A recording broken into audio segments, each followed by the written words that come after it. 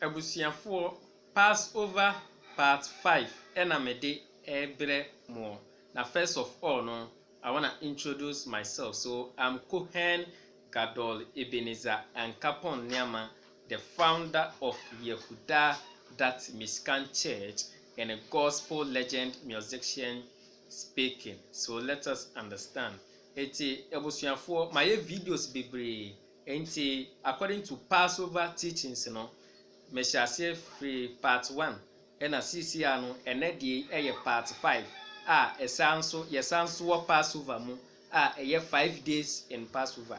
Passover no yedi no for 7 days yenti ase sa yedi Passover no for 7 days yenti ase sa enti 5 days ayewo mu ni ena 5 days ya ayewo mu so eye part 5 me ye den me be ye ho teachings e dia kire mo. Na from all my previous videos me dey kan ye no, part 1 me share ase no, me share ase free Exodus and I say Shemot chapter 12 verses 1 to 14 no, abra onyankopon ya wede Passover no e ma Moshe ene anase Israel for de ma Moshe si won fama Israel for no ena me kenkan ya kire ase kakra ena me de ba bewie Matthew anase Matthew chapter 26 verses 1 no so edi ekono 86 ya no me ba be kire ase 81st na Passover ena ene ye ba binya no the Lord Supper 80 ase sa 80 Passover no ye di no on the 14th Abib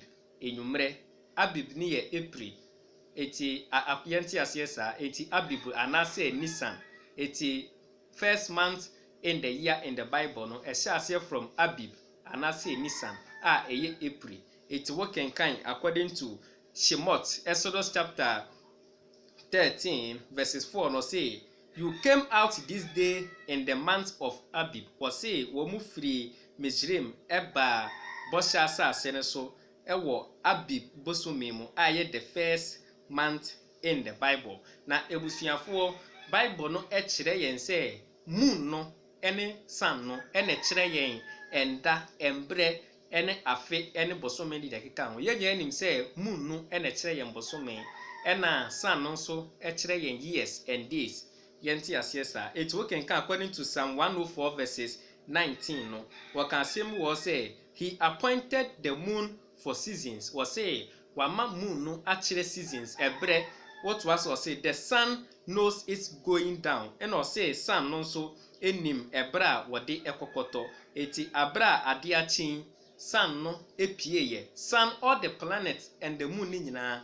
they all rise from the east na akwa seti ewo sianti asesa eti from east to west eti eshase rising from east na akwa west yanti asesa eti said the Bible naturally no first month in the Bible is Abib aye April na last month nso akwa kowie March and I say Adar na ye 13 months in every year according to the Bible. Say the medical can say my ye me biblical calendar I was social media platform so okokwa ubi hunu biblical calendar na mi ankasa maye no yenti asiesa eti ebusuafo according to Shemot and I say Exodus chapter 12 verses 1 ekono eno onyankopon yawe ema Israel for no edi Passover ena yade nkwa Yeshua HaMashiach kenso eba betoa Passover no so ewo Matthew chapter 26 verses 1 edi ekono oba bedi Passover no wodane ne ye no the Lord Supper na chese ode ne ho ena eba abema eti efiri sabre no yenkum aboa emfa nye Passover no na mmom no eye bread and wine yenti asesa eti abra Moshe edi Passover no ewo Mizraim a wo mu bake na no ekwan so wo mu sa di Passover eti Passover no wo mu di ye no na ebi mu nso ehu egufin eti wo mu hu egufin a wo mu obone mu no wo mendi but wo mu di no the next month eye Ziv eti working anase iya eti working can according to Numbers chapter 9 verses 4 na wakan sembi ewo ho according to Numbers chapter 9 verses 4 or say and Moshe told the children of Israel to keep the Passover eti abra wo mu nam kwan so a wo mu kɔ no Moshe eka kire Israel for ne say ebraso ene ye 14th Abib enumre ye ba be di Passover no. What was verse 5 no say, and they kept the Passover on the 14th day of the first month in the evening. 14th day on the first month Abib in the evening. Enyumre na wo mu di Passover no. What was quotation no so I was say in the desert of Sinai. Sinai desert so na wo mu edi Passover no. The first Passover, wo mu di first Passover. What was quotation so say the children of Israel they did just as the Lord Yahweh commanded Moshe. Was say Israel for no de Onyankopon Yahweh kire Moshe say one can kire Israel for no. Verse 6 no say, and some men had become defiled by the dead body of a man, so they could not keep the Passover on that day. Abra wo mu di Passover no na enipa binom omuko eyie wo mu ho akwakogu fin. Wo mentimi endi Passover no on that day. What was quotation so say, and on that day they came to Moshe and Aaron, and I say Aharon. It was say sadano enipa no ba Moshe and Aharon chen. No mu busa na sembi. Verse 7 or say, and those men said to him, Sankofo na ka kire kon ne say, even though we are defiled by the dead body of a man, why are we kept away so that we cannot present an offering of the Lord Yahweh at its appointed time among the children of Israel? Eti hɔ na men for no enipa no ka kire emema no ka kire Moshe ni Aharon say, yakɔ yie ye de ho akɔka funu ye hu agufin na den na yentimi di Passover meal. What was quotation no so verse 8 no say, and Moshe said to them, wait, and I will hear what command the Lord Yahweh gives about you. Eti hɔ na Moshe ka kire emmerima no say, montwen me ko Nyankopon Yahweh ho na makobusa no na command de be ma me no me so me de command no ebebre mo. Eti won say ebusuafo Moshe eye bibia okokobusa Onyankopon Yahweh. Enti emransem na ye frɛ no Moshe mransem no enye Moshe na de mransem ne ba ye o na emo Onyankopon Yahweh na de ma Moshe e ma ye. Enti na ka no Moshe mransem. Enti obi ka se Moshe emransem anase Moshe law a eno nye Moshe mra wono ankasa ahyehyɛ efiri Onyankopon Yahweh. Enti what quotation so say verses 9 no say, and the Lord Yahweh spoke to Moshe saying, it was say ehɔ na Onyankopon Yahweh eka kire Moshe say, what was verses 10 no say, speak to the children of Israel saying, if any of you or of your descendants becomes unclean because of a dead body or is at a distance on a journey, yet he shall keep the Passover to the Lord Yahweh. Eti hɔ na Onyankopon Yahweh ka kire Moshe say, Moshe so obi de ne ho akɔka funu anase wotu kwan anase bebi owo no emutwe a wantimi ndi Passover na chinchina o say oni akron ye den edi Passover no, but enye on that day no ebekwa akoye on the next month ye the second month in the Bible eye Ziv anase iya yenti asiesa. Eti what quotation so verses 11 no say, they shall keep it on the 14th day of the second month in the evening. Eti o say on the second month in the evening eye on the 14th day.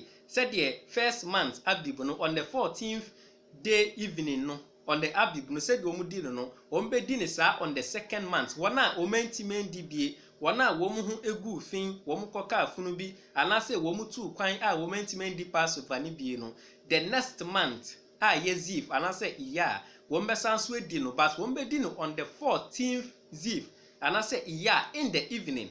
Eti mamento quotation so was say verses 11 no mesi subio or say they shall keep it on the 14th day of the second month in the evening and eat it with bread made without yeast and bitter herbs. Eti said wo mu din on the first month no wana endi bie no wo mbe din on the second month. Eti your first Passover and second Passover. Na first Passover no eye wana wo mu etimi di ye no na wana wo mentimi di aboni bi nti wentimi di otwen ye no obedi no the second month. Enti yemfa bone enkonko di Passover bone ti mu na de kodi Passover anase Lord Supper Onyankopon Yahweh say no me da wo so. Enti what quotation no so verses 12 no say, they are not to leave any of it until morning or break any of its bones. It was say so mo re enam no wo mu kum lamb no odwan no wi a emo mu mbubu ne kase mu wo mo re nam no raw na moja no mfansra sradan ho. What was say, they shall keep it according to all the ordinances of the Passover. It was see woman this was said there was Passover emra no edia momo according to Exodus and I say Shemot chapter 12 verses 1 to 14. what to quotation so verse 13 or say, but the man who is clean and is not on a journey and neglects to keep the Passover, that person shall be cut off from among his people. It was say do on the 14th Abib enumere a first Passover no na say obi hote ontu kwan ne hote oye kronkron na say we di Passover na was say sa woni akro no o say etwa ne so ye yi ne free Israel fo enim eto nu a wotie me se wo hote obotere ne bra na say we di Passover Bible na kire say won so won ko heaven. It's what to a quotation also was say that man will bear his sins because he did not bring at the offering of the Lord Yahweh at its appointed time. Or say, Sir, near Donia Prona when the Passover no was one bonny, not to say, enya dia obenyan kwagye dia manekra if you say we refuses a one for nyankopon Yahweh ya dia amfan breno. Verses 14 or say, and if a foreigner is staying among you and keeps the Passover to the Lord Yahweh, he must do so according to the ordinance of the Passover and according to its regulation. You shall have the same ordinance for the foreigner and for the one who is born in the land. It is an or say, obi biara yawon wo Israel anase obi biara wo ye ohofo biara no sa Passover we eni kwan so no so yi ne ho firim also no so edibie. Yeti yawo first Passover and second Passover. Ebusuafo me kyerɛkyerɛ ase first Passover no eye wona etimi di ye na wona entimi di no omu be di no on the second month eye ya na say zif on the 14th time enumre na 14th zif anase iya enumre na say dom di the first one no eti on the second month na ye wona entimi die wona wo mu di wo mu ho koka afunu wo mu ho entie ebusuafo se wo ho ntie a wontimi endi Passover wo kenka according to Leviticus chapter 15 verses 18 we can say bi wo ho wo say also if a woman lies with a man and there is a seminal emissions, both of them shall bathe themselves in water and be anchoring until evening. Was say obemampo ene ne yere ehia was say wo mu ho agufin was say wo mu dware na wo mu ho esanso etibium eti se mu kwa akodi Passover no na awarefo mu hia mu ho agufin mu ntimi ndi Passover no age se mo twen the next month na mu di na mo ma mo hote ansa na motimi ayeden edi woto aso verses 19 or say, and if a woman has a discharge and her discharge is her body is blood, she shall be in her impurity for 7 days, and whoever touches her hair shall be anchoring until evening. Sanso na oba wenya ne menses wono so wontimi enkonkodi Passover no ebise ne ho egufin odi kodi a onyankopon ya wese ne nome eyeden eda no so. Sanso na wokenkan Numbers chapter 19 verses 11 na wana wo mo so ehu akoka funu said the according to Bible ne kire say mrantie bi ekoka funu no wo mo ho agufin a onyankopon ya wese ayeso mo ho te na wo mo timi di in the next month no etu to a quotation so according to Numbers chapter 19 verses 11 or say, anyone who touches the dead body of any person will be anchoring for 7 days. It will say obi biara ode ne ho ebeka funu no ne ho ente for 7 days. Enti odo ho koka efunu a wo ho ente untimi ndi Lord Supper anase Passover. Eti eya na eye menwanwa se ebi mutimi di efunu eko asore dem te se Roman Catholic say wo mdi efunu ko asore dem wo mdi ko asore dem anu makwa kosie no ebusuafo eye echiwade odo ho ka funu a wo ho ente wo ho akwa akogu fin. Eti ebusuafo yaje nkwan Yeshua HaMashiach ena eba be replace the Passover no a wo beye no the Lord Supper a wo de ono ane ho e replace for aboa no enti aboa no the symbolic of Yeshua HaMashiach. Enti wo kenka according to John chapter na say Yohanan chapter 19 verses 30 wo kan sembi ewo ho. Yohanan chapter 19 verses 30 say, so when Yeshua had received the sour wine, he said, it is finished, and he bowed his head and gave up his spirit. Eti abra ye boy ya jenkwa Yeshua HaMashiach asembie ni mu no ena wo say wo mu de ensa egu sponge mu ena wo mu de kan na no o ka hwe ye no ena ogbo ni tira sisi ena o say it is finished chese asa wo wie what to quotation so verses 31 or say, then because it was the preparation day, was this that na ye preparation day a Friday enumre na ye preparation day until the next day ebekwa akoye Sabbath day a ye homeda no. Eti what was say so that the bodies will not remain on the cross on the Sabbath for that Sabbath was an important day, and the Jews asked Pilate that their legs might be broken and that they might be taken away. Eti ɛhɔ na sa ɔse saa bere na ɛyɛ preparation day, enti yɛbɛkɔ homedem. Eti no ɔmo mpɛ sɛ yagye nkwa Yesu abɔde no bɛsɛn hɔ akosi homeda no. Ɛba sa ɛyɛ akyiwadeɛ, wɔma yɛ bɔne, ɛsɛ blasphemous. Wɔma didi Onyankopɔn Yahweh atem. Enti esan sɛ wɔmo mpɛ sɛ wɔn bɛyɛ saa nti Pilate ɛsoma ɔse the Jews foɔ no ebusa Pilate sɛ wɔma soldiers foɔ no enko bubu yagye nkwa Yesu ane akorɔmfoɔ mmienu no a wɔn ka ne ho ɛnan mu sɛ de wɔn bɛyi wɔn na wɔn di wɔn akɔhyɛ tombenim na kyerɛ homeda no etwam a wɔn ayɛ de wɔn bɛyɛ. Eti wotoa quotation no so a verses 32 no say, then the soldiers came and broke the legs of the first man and of the other who had been crucified with him. Eti abra soldiers for ne baayɛ no na yagye nkwa Yesu a ɔwɔ mfimfini yabɔ na sɛm biem wɔ mfimfini ɛna de ɔwɔ left and right no wɔn nyinaa yɛ adebɔnyɛfoɔ. Enti a soldiers foɔ no mo ɛkɔ de odi kan no a ɔyɛ krɔmfoɔ de bɔnyɛni no hɔ no ɛna wɔn de hammer ebubu ne nan mu gega wɔn bubu ne nan mu koraa na wɔn yi no ɛna ɔsan yagye nkwa Yesu ho ɛsan so kɔɔ de other sinner no hɔ nso no a yɛ wɔn ekun no wɔn nso no wɔwu ɛna wɔn de hammer ebubu ne nan mu. Eti owie yɛ no na wɔn ba yagye nkwa Yesu so na wɔn aba bebubu wɔn nso ɛnan mu. Eti maame nkan quotation no maame nto aso ne nhwɛ de esi yɛ so wɔn timi bubu ne nan mu a eti wotoa quotation no so a wɔ say, but when they came to Yeshua and saw that he was already dead, they did not break his legs. Eti wɔ say abra wɔn ɛba yɛ a wɔn hunu sɛ yagye nkwa Yeshua HaMashiach no wɔn wuo no wɔ say wɔn yagye nkwa Yeshua HaMashiach ewuo no wɔ say wɔn embubu ne nan mu. Wotoa so a verses 34 no say, but one of the soldiers pierced his side with a spear, and immediately blood and water came out. Into say ɛhɔ na soldier ne baako ɔhwɛ yɛ a yagye nkwa Yesu a wɔwuo no nti no wɔntimi ambubu ne nan mu, but adebɔnyɛfoɔ mmienu no deɛ na wɔn ewu nti wɔn nya kwan bubu wɔn anim na wɔn wɔ nti wɔn nya kwan bubu wɔn anim mu. Enti abra na yagye nkwa Yesu ano wɔwuo ne deɛ wɔn ntimi ambubu ne nan mu. Ti ɛhɔ na soldier ne baako ɛde pian ɛyɛ den ɛwɔ yagye nkwa Yesu amfe. Eti Bible ne say immediately no ɛna ensuo ni mogya epie yɛ den efiri ɛbaayɛ. Wotoa quotation so verses 35 no say, and he who saw this has given testimony. It was say wɔn a ehunu saa de wei no wɔn nya adansidie ɛwɔ mu. Wotoa so say, and his testimony is true. Na ɔse saa adansidie no ɛyɛ nokorɛ. Wotoa so say, and he knows that he speaks the truth. Enti ɔse ɛhɔ na ɔmo hu sɛ ɛyɛ nokorɛ sɛ na ɔka nokorɛ. Wotoa so say, so that you might believe. Sɛ deɛ enipa ɛbɛgye adie. Verses 36 no say, for this thing were done that this scripture might be fulfilled. Wɔse saa deɛ wei esiye abra a yɛmbubu yagye nkwa Yeshua HaMashiach name, abra na wɔwuo ne nti no yɛmbubu ne name. Wɔse saa deɛ wei esiye a scriptures no yɛbɛte aseɛ sɛ wɔne ne agye nkwa no a wɔba ba replace aboa no the lamb no a wɔn de a celebrative Passover no.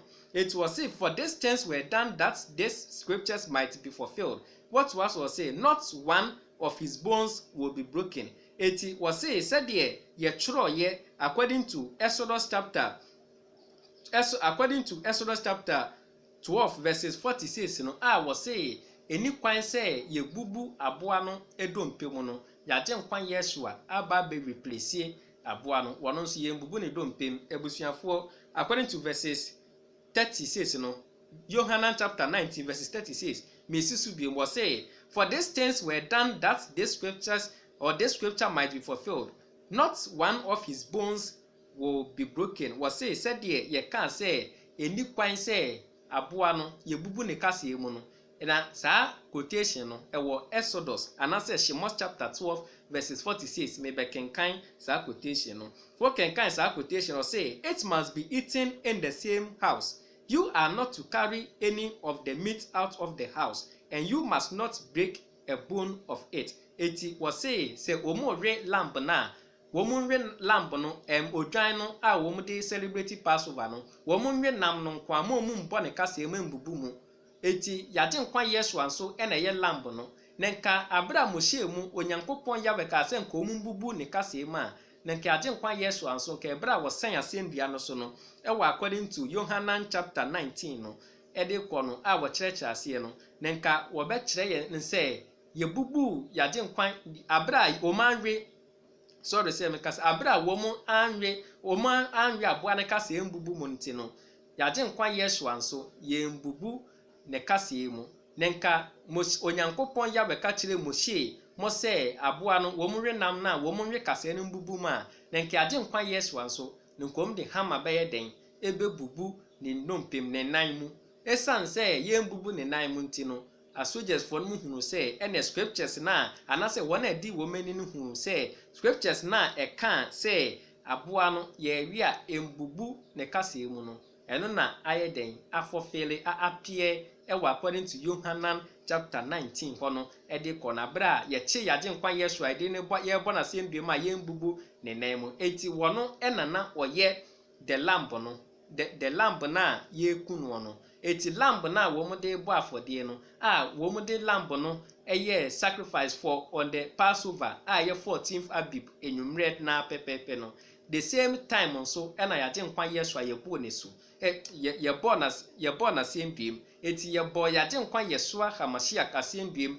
on the 14th Abib enwumrɛ a yɛ AD 31 ɛna yɛbɔ na sɛm biem eti time a wɔn celebrate Passover meal no pɛpɛpɛ no on the first day of Passover meal no saa day na ekum yagye nkwa Yeshua HaMashiach eti ọ na abɛ replace aboa no ebisa aboa no wɔn wi aboa na wɔn mbu ne kasem mu eti soldiers for no nso embu yagye nkwa Yeshua kasem mu eti ɔno ana yɛ aboa no eti busuafo yɛnte aseɛ saa megye di sɛ wɔn a wɔtie me wate aseɛ saa efisɛ yagye nkwa Yeshua HaMashiach ɛka asɛm bi wɔse Moshe ɛna kyerɛ no ho asɛm ebusuafo kenkan according to John anase Yohanan John no hɔ Yohanan chapter 5 verses 45 a wɔka asɛm bi ɛwɔ hɔ wɔkenkan a wɔse verses 45 wɔse do not think that I will accuse you to the Father yagye nkwa Yeshua se ɛnyɛ ɔno na ɔde yɛbɛtwam ɛwɔ agya n'anim Onyankopɔn Yahweh anim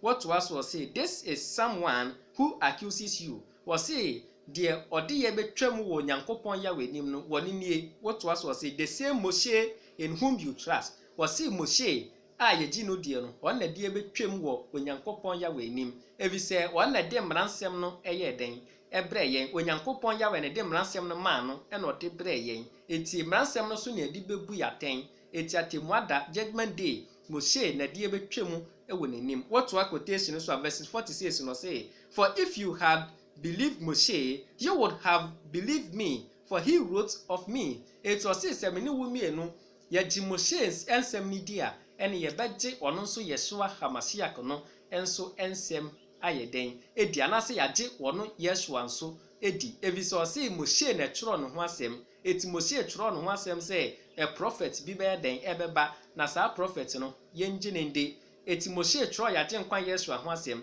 sɛ de wɔkyerɛ no wɔ Exodus chapter 12 wɔ no verses 46 no ɛkyerɛ yɛn sɛ according to Exodus chapter 12 wɔ no anasɛ Shemot chapter 12 wɔ no ɛde kɔ no a wɔse aboa no so wɔn wi a ne kwan sɛ wɔn bɔ aboa no edompe mu no a appear wɔ according to John hɔ no so no chapter 19 ɛde kɔ no na kyerɛ sɛ Moshe nsɛm a ɔkaeɛ no ɛna abem eti wɔse sɛ angye Moshe endi a ɛbɛdɛ ne agye ɔno Yeshua no nso edi eti wɔto quotation no so a ɔse for if you had believed Moshe ɔse for if you had believed Moshe you would have believed me for he wrote of me ɔse si agye Moshe di a yɛbɛgye ɔno Yeshua nso edi efisɛ Moshe na kyerɛ yagye nkwa Yeshua ho asɛm verses 47 ɔse but if you do not believe his written how will you believe my words eti ɔse sɛ yangye Moshe nsɛm no endi a ɛbɛdɛn ne agye ɔno nso Yeshua no nso edi eti sɛ obi ka sɛ Moshe mmaransɛm enye adwuma a ɛne na oni akorɔ no ɔno nso wɔndi yagye nkwa Yeshua echi eti busuafoɔ Passover no yɛdi no on the 14th Abib enwumrɛ yɛndi na nɔpa yɛndi na wia yɛdi na enwumrɛ eti ɛba bɛyɛ Lord Supper no yɛka supper a ebusuafoɔ te aseɛ supper ɛyɛ enwumrɛ aduane eti yedi no enwumre Lord Supper a ye communion no yenti ase saa na yedi no once in a year eti yedi no 2 times your first Passover and second Passover. First Passover no ye one a etimi edi ya wo mo ho etie na one a wo mentimi di Passover no wo mbedi no on the second month a ye Ziv anase iya on the 14th Ziv anase iya no enwumre pepepe eti ene ye one a wo mentimi di no first Passover no into on the second Passover wala mentimi di no medi no on the second Passover yenti ase saa ye di no once in a year eti ebusuafo se ye bedi Passover no anase Lord Supper na yaje nkwa Yeshua HaMashiach esanso diye na waye ade bi eti ebusuafo Passover no anase Lord Supper ne se die di no na me kyerɛkyerɛ onua wotie me se de wankwanko nkonko ye mistake emma no me enko bawoso eti wokenka according to John anase Yohanan chapter 13 verses 1 a wakansem bi ewo ho yaje nkwa Yeshua kansem bi wo ho. What was also say now before the Passover feast it was say as Passover feast no eba beduru no what was also say Yeshua knowing that the time when he should go from this world to the Father, having loved his own who were in the world, he loved them to the end. Into verses 2 no say, and supper being ended, the devil having already put into the heart of Judas Iscariot, Simon's son, to betray him. Eti abra Passover no eba beduru no ye nyina nim say Judas Iscariot ekoko betray na na say okoyi no maye. What was so verses according to verses 3 no say Yeshua knowing that the Father had given all things into his hands and that he had come from Yahweh and went to Yahweh. Verses 4 no say got up from supper. It was say enwumre no oba bedi enwumre eduane no.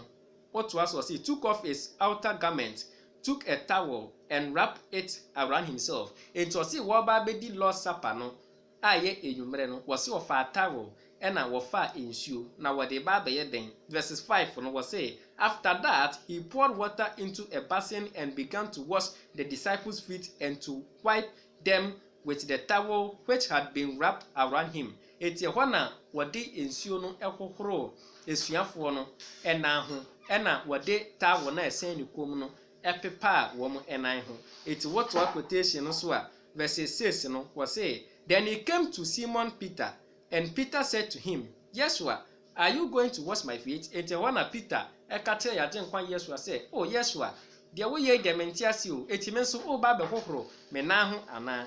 What was verse 7 no say Yeshua answered and said to him, what I am doing you will not understand now, but afterwards you will understand. Ti ho na ya jenkwa Yeshua ka kire Peter anase Kefa anase Simon Peter say, dia me ye wonti ase na akire e na obeti ase. Verses 8 no say Peter said to him, you will never wash my feet.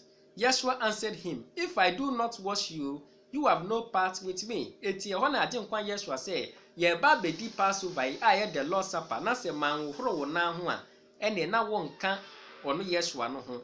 What quotation so according to verses 9 no was say Simon Peter anase Simon Peter said to him, ti ho na Peter eka kire ya ajenkwa Yeshua say Yeshua, not only my feet but also my hands and my head. Ti ho no ka say oh Yeshua ene enye me na ho nko na enwom no metirim ene mensa evise me pese me kan ho pa won se yaje nkwa Yeshua ka kire Peter se anhoro ne na ho a onka yaje nkwa Yeshua ho. Eti Peter eka se ene ne sade a ene ne ka wondware no preko se de wonka no ho.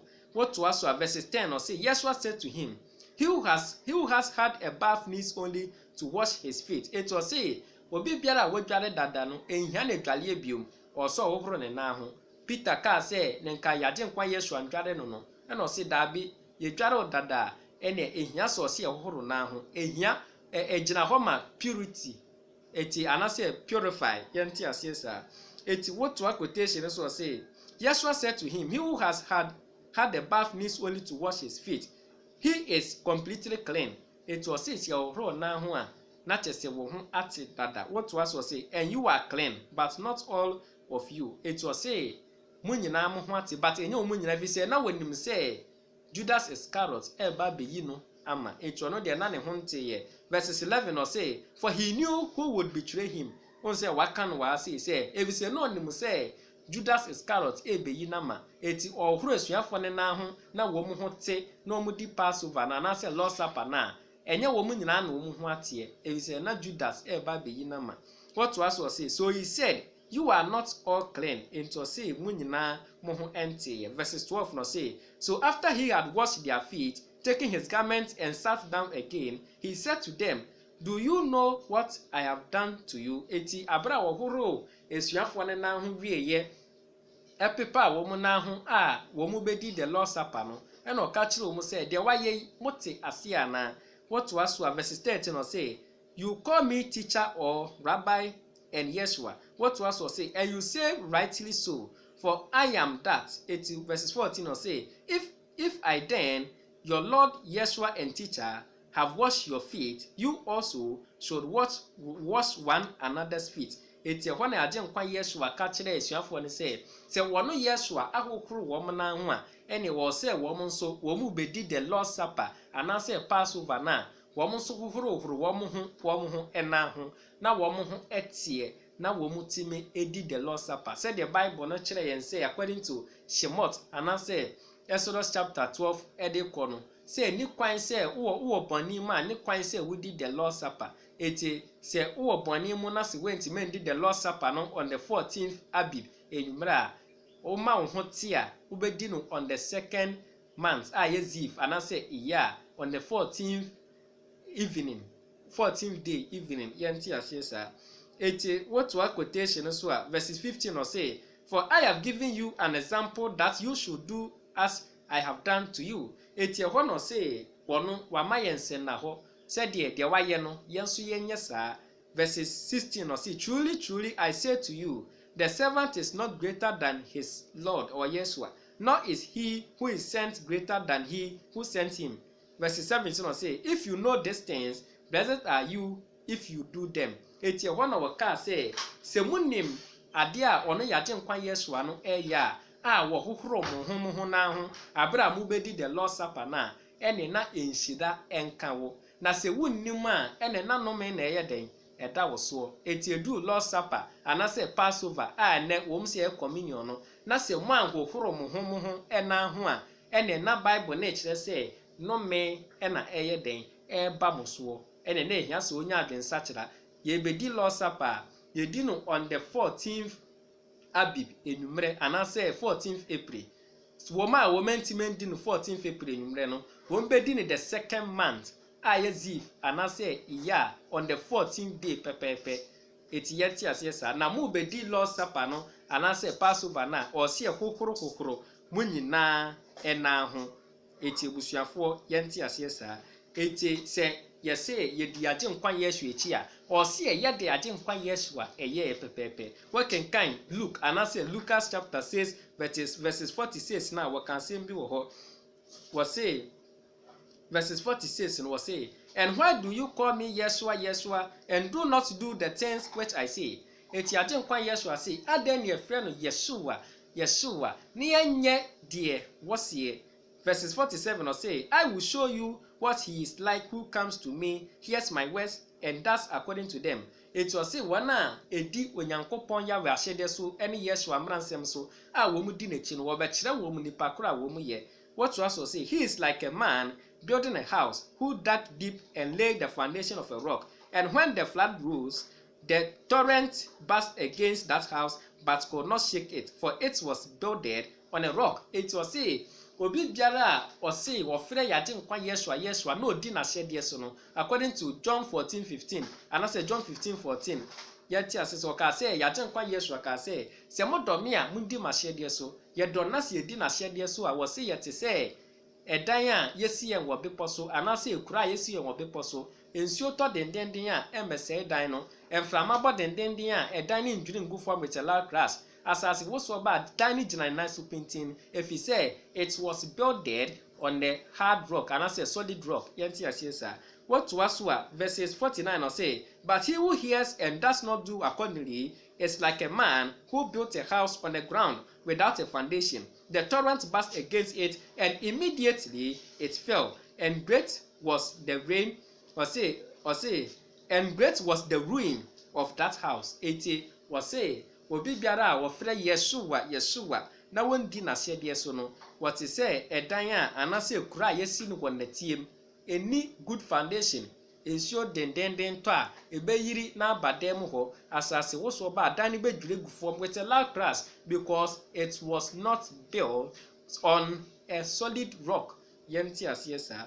Eti according to Mark chapter 7 verse 6 yagye nkwa Yeshua ka asɛm bi wɔ hɔ wɔse he answered and said to them, well has Isaiah prophesied about you hypocrites as it is written, these people honor me with their lips but their heart is far from me. Eti ɛhɔ na wɔkaa sɛ enipa wei no mu ɛde wɔn ano kɛkɛ ɛna agye ne die nanso wɔn akoma ayɛ den atwe wɔn ho efiri Onyankopɔn Yahweh anim.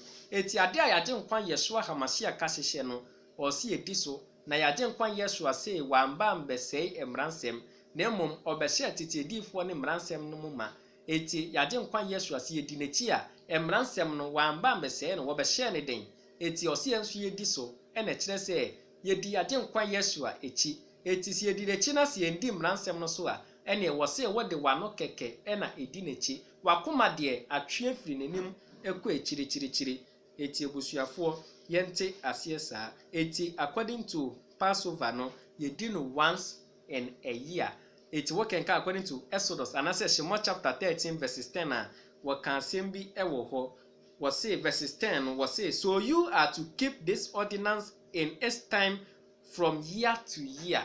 Eti ɔse yedi saa ordinance we ahyɛdeɛ wei from year to year. Eti Passover no a ene ɛbɛbɛdane the Lord Supper no ebusuafoɔ yedi no on the 14th Abib anase Nisan a yɛ April enwumrɛ. Na sɛ wɔn a wɔn ntimi ndi no a wɔn ho egu fin wɔn ayɛ bɔne bi a wɔn ntimi ndi no wɔn bɛ celebrate no on the 2nd month a yɛ Iyar anase Ziv on the 14th day evening enwumrɛ no pɛpɛɛpɛ. Na yedi no once in a year.